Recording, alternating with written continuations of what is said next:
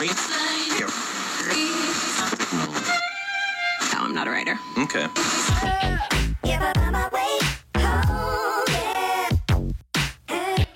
Ah, j'avais hâte. Oui, j'avais tellement hâte de prendre ce micro pour vous parler de ce show. Un Royal Rumble incroyable, tout est dans le titre. Alors effectivement, si vous êtes fan de Shayna Baszler ou de Roman Reigns, ou que vous ne connaissiez pas la légende Edge, la réception a forcément été différente pour vous. En tout cas, quelle nuit on a passé. J'en profite pour remercier la 60aine d'abonnés qui m'ont rejoint sur Twitter. C'était comme d'habitude une nuit absolument épique à suivre sur les réseaux sociaux.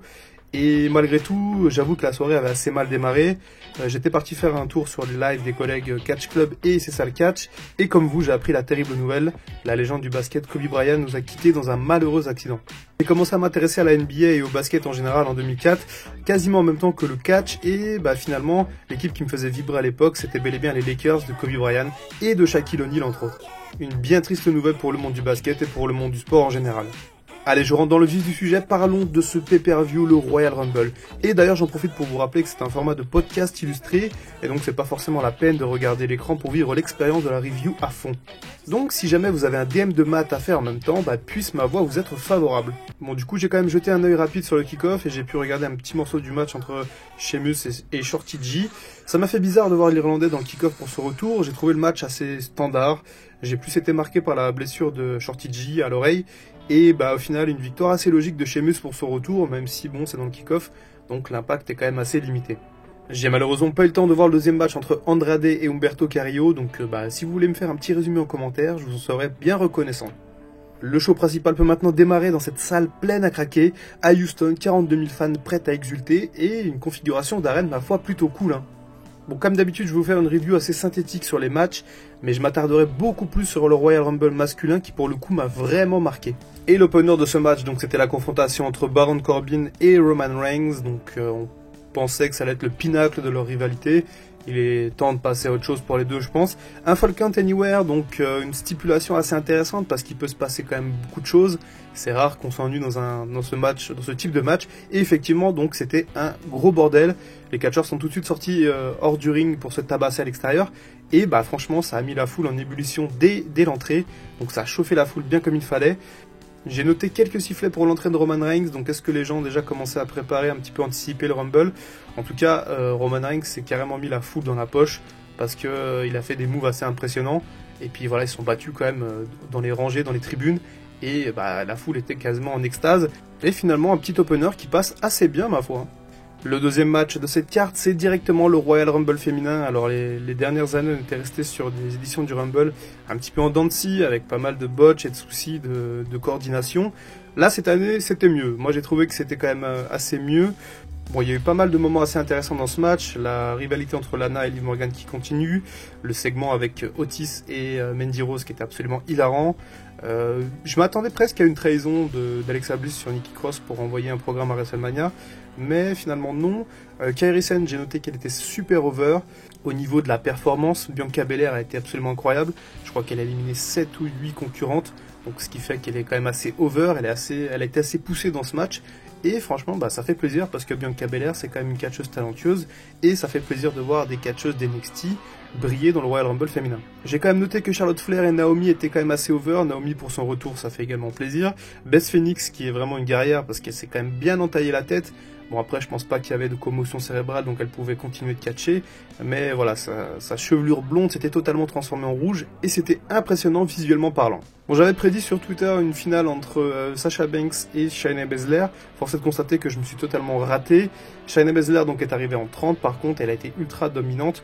Pour moi, Shayna Baszler, je pensais qu'elle allait gagner parce que justement je la voyais bien aller dans le main event féminin de WrestleMania contre Becky Lynch pour suivre un petit peu le programme et la confrontation qu'ils ont commencé à avoir lors des Survivor Series. Mais bien non, c'est Charlotte Flair qui a gagné. J'avoue que j'étais assez surpris. Effectivement, pour moi, Charlotte Flair, ça reste la meilleure catcheuse du roster, il n'y a aucun doute là-dessus. Mais est-ce qu'elle a besoin de gagner un Royal Rumble? C'est ça la question que je me pose. Pour moi, Charlotte Flair, c'est quelqu'un qui est déjà très crédible. On a vu d'ailleurs l'année dernière quand elle est rentrée dans le main event, ça s'est transformé en triple menace. Et donc, je vois pas pourquoi lui donner cette victoire au Royal Rumble. Après, bon, je sais ce que vous allez me dire. Effectivement, c'est la catcheuse la plus talentueuse, celle qui a le meilleur work rate, celle qui a le meilleur talent au micro. Donc effectivement c'est normal qu'elle gagne le Royal Rumble, mais je suis un peu déçu finalement du fait que la WWE ne prenne pas de risque, n'essaye pas autre chose avec Shayna Baszler ou encore Sasha Banks. Et à long terme, voire à moyen terme, j'ai très peur d'un effet Roman Reigns pour Charlotte Flair, donc à trop lui donner de spots importants, à trop lui donner de titres, j'ai peur que la foule se retourne vraiment contre elle et la siffle très fort. Alors après Charlotte Flair c'est un peu différent de Roman Reigns puisque elle est tantôt heel, tantôt face, c'est une excellente heel, donc finalement les sifflets il y aurait moins de répercussions que sur Roman Reigns qui est ultra face. Mais bon voilà, j'ai quand même peur d'un dégoût de la part des fans, ça serait quand même dommage de trop nous bourrer la tête avec Charlotte Flair, alors qu'on a juste à profiter de ses capacités sur le ring, quoi. Bon, du coup, pour le troisième match, donc le match de championnat féminin entre Bayley et Lacey Evans, je vous avoue que j'étais pas trop dans le match parce que j'étais encore un petit peu sous le choc de la victoire de Charlotte Flair et on était en plein dans des débats sur Twitter. Donc du coup, j'ai suivi vraiment d'un œil. Bayley a conservé. Ok, Bayley, je sais pas, son heel turn est assez intéressant, mais j'ai du mal encore à me projeter. Lacey Evans, son face turn est assez étrange, donc elle est passée d'un personnage de heel assez marqué à celui d'une mère de famille c'est assez intéressant, mais c'est pareil, je trouve qu'il n'y a pas de hype autour. Après, comme je vous dis, j'étais pas trop dans le match, donc je peux pas vraiment analyser ce qui s'est passé, donc je préfère tout de suite passer au prochain match. Et quel match? Le match de championnat universel entre le champion, le Finn, contre son challenger, Daniel Bryan.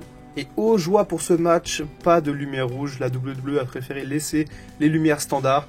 Peut-être que c'était qu'une question de logistique, c'était peut-être difficile dans ce stade géant de laisser les lumières rouges. Mais en tout cas, bon, c'était plus agréable à regarder que les autres matchs du Finn. Et puis effectivement, un match sans lumière rouge, ça permet de voir encore mieux le torse de Daniel Bryan, lui virer au rouge à chaque coup de ses adversaires. Alors concernant la stipulation, c'est vrai qu'un strap match, on n'a pas eu souvent à la WWE. Là de tête, j'ai en mémoire le match entre Stone Cold Steve Austin et Savio Vega, mais je crois que c'était en 95 ou 16. Donc c'est assez ancien, il y a dû en avoir d'autres mais j'ai dû les oublier. C'est assez intéressant, Daniel Bryan est absolument fantastique, je le dis dans chaque review, je le dis dans chaque top 5 où je parle de Daniel Bryan, mais c'est un fait, Daniel Bryan je pense est l'un des 5 meilleurs catcheurs sur la planète, il est vraiment ultra talentueux dans tout ce qu'il fait, que ce soit en termes de psychologie, en termes de storytelling, il a une capacité à ressortir le meilleur de son adversaire et c'est ça qui fait la marque des plus grands catcheurs. Ric Flair notamment était très connu pour ça, il sortait le meilleur de chacun de ses adversaires. Et bien Daniel Bryan c'est pareil, il a su tirer du Finn une qualité de match assez intéressante. Et pour moi c'est le meilleur match du Finn depuis son retour avec cette nouvelle gimmick. Et même pour un match qui était prédestiné à avoir un rythme assez lent, Daniel Bryan a su comment gérer et nous offrir quand même quelque chose d'assez sympa. Bon par contre tous ces coups de ceinture, j'espère que ça va pas trop vous donner d'idées. Victoire logique du Finn qui va donc aller à WrestleMania en tant que champion. Je vous reparlerai de ce cas un petit peu plus tard dans la vidéo. Le prochain match, c'est un match pour le titre féminin de Raw entre la championne Becky Lynch et sa challenger Asuka. Et je vais vous donner mon ressenti sincère. J'ai de plus en plus de mal avec Becky Lynch. Alors il y a 1 an et demi, 2 ans, je la trouvais vraiment ultra over et ultra intéressante dans son personnage. Mais voilà, en 2020, j'arrive plus à vibrer, j'arrive plus à me hyper pour Becky Lynch. Son personnage presque m'ennuie un petit peu. Alors après, est-ce que, encore une fois, c'est peut-être l'effet un peu Roman Reigns, est-ce qu'on nous l'a trop mis sur le devant de la scène ? Ou est-ce que son booking n'a pas été très bon? Je suis très curieux de connaître vos avis par rapport à Becky Lynch. Est-ce que, comme moi, vous êtes un petit peu lassé? Ou est-ce que c'est juste moi, que vous continuez à soutenir Becky Lynch, que ce personnage vous fait frémir et vous intéresse au catch? Ça, c'est un point que j'aimerais bien connaître, donc n'hésitez pas à me le dire. Après, effectivement, moi j'adore Asuka depuis ses débuts à NXT. Et il y a également ce fait qui penche dans la balance, c'est que j'aurais adoré voir Asuka remporter le titre pour avoir notamment cette revanche contre Charlotte Flair à WrestleMania. Et finalement, dès que Charlotte Flair a remporté le Rumble, je me suis dit, ça laisse une porte ouverte pour un match retour entre Asuka et Charlotte. Mais finalement, donc non victoire de Becky. Et la suite, on la connaît, ça sera sans aucun doute le match ultime entre Becky Lynch et Charlotte Flair pour le titre à WrestleMania. Une confrontation qu'on a déjà vue souvent, on a eu quand même des très bons matchs. Je repense au main event du pay-per-view Evolution qui était excellent. Et finalement, je peux comprendre que ça soit donc Becky Lynch contre Charlotte à WrestleMania, parce que finalement c'est une affiche qui fait vendre, et comme j'ai pu voir notamment quelques personnes le dire sur Twitter, la WWE ce qu'elle veut c'est vendre des billets, et pour vendre des billets elle va pas forcément écouter ce que veulent les fans, mais elle va penser business, et se dire tiens quelle affiche je pourrais mettre en place pour que les gens achètent et soient hypés, et en l'occurrence je pense qu'une grande majeure partie des gens, peut-être les fans un petit peu plus casual, vont adorer voir Becky Lynch contre Charlotte Flair à WrestleMania. Donc voilà, pourquoi pas. C'est vrai que j'aurais préféré autre chose, mais on peut pas enterrer un match avant qu'il ait lieu, donc là je suis vraiment intrigué et je vais attendre de voir ça dans les prochaines semaines. Bon, concernant le Rumble masculin, on a eu un match véritablement atypique. Récemment, j'ai regardé pas mal d'éditions des Royal Rumble pour mes vidéos top 5 et sincèrement, ce Rumble 2020 est unique en son genre. Pour le coup, je vais vous le raconter exactement comme je l'ai vécu et vous me direz en commentaire si vous avez eu les mêmes réactions que moi. Donc on démarre du coup avec Brock Lesnar en 1 et Elias en 2. Ensuite, on a une domination farouche de Lesnar qui va éliminer un par un tous ses adversaires, notamment des catcheurs comme Cesaro ou John Morrison que j'aurais préféré voir un petit peu plus longtemps sur le ring. Et je me suis dit que tout allait changer quand Keith Lee rentre en 13e position, et bah à ce moment-là on se dit que ça y est, la plaisanterie a assez duré, Keith Lee contre Brock Lesnar, ça va envoyer. En plus, Lee il est hyper over et j'espérais secrètement qu'il allait éliminer Lesnar pour une petite confrontation à WrestleMania. Et j'étais encore plus confiant quand j'ai vu Strowman arriver en 14 pour confronter la bête. À vrai dire, j'espérais même voir Walter en 15 pour avoir un festival d'hommes puissants et virils sur le ring. Et finalement, j'ai à nouveau déchanté quand Lesnar a éliminé Lee et Strowman en même temps. À ce moment-là, je me suis même clairement dit que celui qui éliminerait Lesnar deviendrait instantanément le catcheur le plus over de la route de WrestleMania. Même Baron Corbin aurait été adulé s'il avait sorti Lesnar. Mais du coup, je commençais à être persuadé que ça allait être le gros chien qui allait obtenir cette faveur incroyable. Et finalement, quand le 16e homme est arrivé, j'ai commencé à entrevoir un futur radieux, puisque c'était Drew McIntyre qui confrontait Brock Lesnar. Et j'avais tellement peur, j'osais pas croire que la WWE allait faire éliminer Drew McIntyre par Lesnar.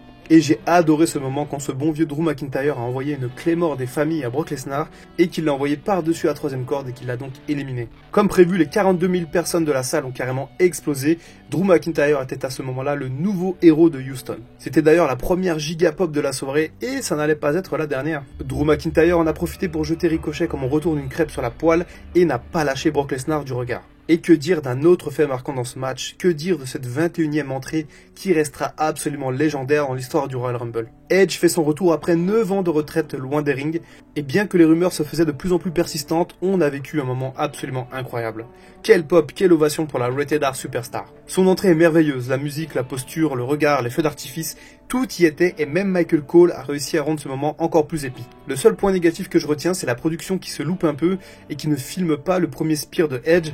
Bon après c'est du détail mais ça reste un peu dommage. Et puis cette image avec Edge et Randy Orton réunis sur un ring en 2020, c'est tout simplement bluffant. Bon sinon sur une petite note négative, j'ai eu l'impression qu'AJ Styles s'était blessé à l'épaule sur le spear de Edge d'ailleurs, donc à suivre, à voir si ça va impacter sa route de WrestleMania. Bon après les gros noms ont commencé à arriver, Owens, Joe, Reigns, Rollins. On a d'ailleurs eu un angle assez brouillon entre le clan Rollins contre Samoa Joe et Kevin Owens. Je pense qu'on se dirige vers un 4 contre 4 sympathique à WrestleMania. Et définitivement, je trouve que Seth Rollins est bien meilleur en heel qu'en face. Une fois cette séquence terminée, on s'est retrouvé avec les 4 derniers survivants, à savoir Roman Reigns, Drew McIntyre, Randy Orton et Edge. Un véritable choc des générations avec les piliers de la génération 2010 face à ceux de la génération 2020. J'ai beaucoup aimé l'angle qui amène à l'élimination de Orton, le storytelling entre Edge et Orton est fabuleux et j'achète s'il y a un match entre eux à WrestleMania. Edge est finalement éliminé en 3e position après une prestation quand même vraiment correcte. La finale oppose le gros chien au psychopathe écossais, un final assez court où Drew McIntyre élimine assez rapidement Roman Reigns pour s'assurer le main event de WrestleMania. Enfin, il a sa chance après presque une décennie de galère. Il a été viré par la WWE et il est revenu 10 fois plus fort. Celui qui était prédestiné à un avenir doré voit enfin le fruit de son travail récompensé. On part sans doute sur un McIntyre contre Lesnar à WrestleMania et ça franchement, ça risque d'être génial. De l'autre côté, on aura très certainement un Roman Reigns contre le Finn et bah franchement, je pense que ça va être cool aussi. Et au final, bah pas sûr que Reigns batte le Finn quoi. Le booking de ce Royal Rumble match est très intéressant. On a accumulé toute cette rage en voyant Lesnar sortir tous ses catcheurs. Et bah ça nous a permis de construire un Royal Rumble génial sur la durée, parce que le booking est cohérent, on a un nouveau héros avec McIntyre, et ça nous hype déjà la route de WrestleMania. Je trouve que le show dans sa globalité est assez bon et n'a pas déçu, les Royal Rumble sont assez qualitatifs, et celui des hommes restera forcément dans les mémoires de beaucoup de fans. Personnellement, la nuit dernière, j'ai véritablement vibré, le catch fait ressentir des émotions incroyables, uniques, et franchement ça fait du bien. J'ai regardé la vidéo du retour de Edge pas loin de 80 fois, c'est pour ce genre de moment que j'aime le catch, et que je l'aimerais jusqu'à mon dernier souffle. C'est sur ces belles paroles que je vous laisse, c'était le Dr Wrestling, on se retrouve très bientôt pour un nouveau top 5 dédié au Royal Rumble, prenez soin de vous et vive le catch.